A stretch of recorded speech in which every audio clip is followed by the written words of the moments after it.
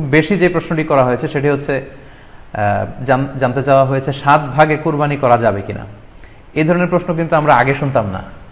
Recently কিছু কিছু স্কলারদের আলোচনা বা এতে করে লোকজন হয়তো বিভ্রান্তিতে ভোগেন কিংবা একটা ধোঁয়াশা তৈরি হয়, ফলে এই প্রশ্নটি করা হচ্ছে। আমরা আবহমান কাল থেকে আমাদের প্রিয় মাতৃভূমি বাংলাদেশে হয়তো ছাগল কুরবানি দিয়েছি অথবা গরু কুরবানি দিয়েছি সর্বোচ্চ 7 ভাগে।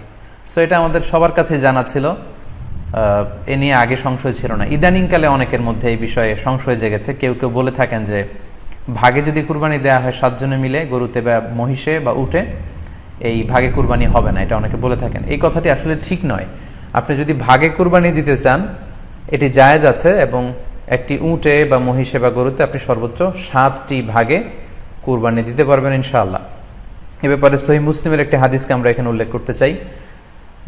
সাইয়েদনা জাবের রাদিয়াল্লাহু তাআলা আনহু থেকে বর্ণিত, তিনি বলেন, ক্বালা হাজাজনা মা রাসূলিল্লাহি সাল্লাল্লাহু আলাইহি ওয়াসাল্লাম, আমরা আল্লাহ রাসূল সাল্লাল্লাহু আলাইহি ওয়াসাল্লামের সাথে হজ করেছি। ফানাহারনাল বাঈরা আন সাবআ, সেখানে আমরা উট কুরবানি দিয়েছি 7 জনের পক্ষ থেকে। ওয়াল বাকারাতা আন সাবআ, আর আমরা সেখানে গরু কুরবানি দিয়েছি 7 জনের পক্ষ থেকে। খুব সুস্পষ্ট, একটি উটে ওনারা 7 জন অংশগ্রহণ করতেন, একটি গরুতে 7 জন অংশগ্রহণ করতেন।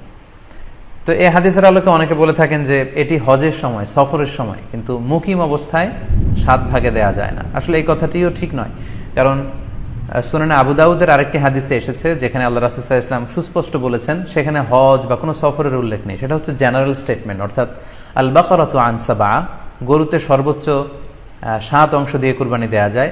ওয়াল জাযুরু আন সাবআ, আর উটের ক্ষেত্রেও সর্বোচ্চ 7 অংশ দিয়ে কুরবানি দেয়া যায়। তো এই হাদিস, দ্বিতীয় যে হাদিসটি উল্লেখ করলাম, এটা হচ্ছে জেনারেল স্টেটমেন্ট। সেখানে সফর মুকিম কোনো কথা বলা হয়নি। ইন জেনারেলি বলা হয়েছে যে উটে 7 ভাগ দেয়া যায়, গরুতে 7 ভাগ দেয়া যায়। সো আমরা যারা ভাগে কুরবানি দিচ্ছি 7 জন মিলে একটি গরু, আপনারা নিঃসন্দেহে সানন্দ চিত্তে নিশ্চিন্তে কুরবানি দিতে পারেন।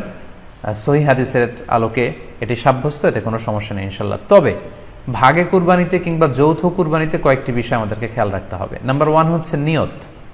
আপনাদের ইন্টেনশনটা ক্লিয়ার হতে হবে। প্রত্যেকেরই যাতে একই ইন্টেনশন থাকে, সবারই যাতে ইন্টেনশন থাকে যে শুধুমাত্র আল্লাহ তাআলা সন্তুষ্টির জন্য আমরা এই কুরবানি দিচ্ছি।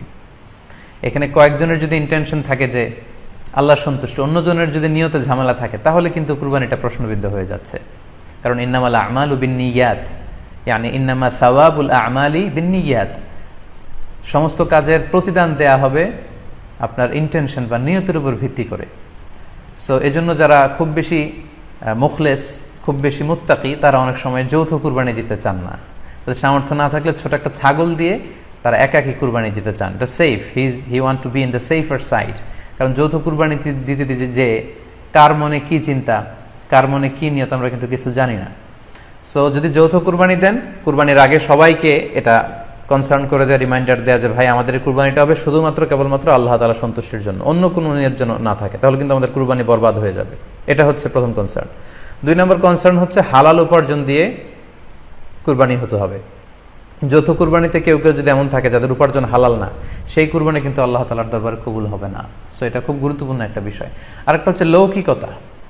লৌকিকতা যদি থাকে তাহলেও কুরবানি কবুল হবে না। যৌথ কুরবানিতে কারো যদি এটা থাকে যে আমার গরুটা সবচেয়ে বড়, আমাদের গরুটা এলাকার সবচেয়ে বড় গরু, এবং সবাইকে বলে বেড়াচ্ছে যে এইবারের গরুটা সবচেয়ে বড় হয়েছে, আমার চেয়ে বড় গরু কেউ দিতে পারে না এই এলাকায়, তো এই জাতীয় যদি লৌকিকতা প্রবণতা কারোর মধ্যে থাকে তাহলেও কিন্তু তার কুরবানি কবুল হবে না। সো যৌথ কুরবানি যদি আপনারা দিতে চান, এই বিষয়গুলো আমাদেরকে খেয়াল রাখতে হবে।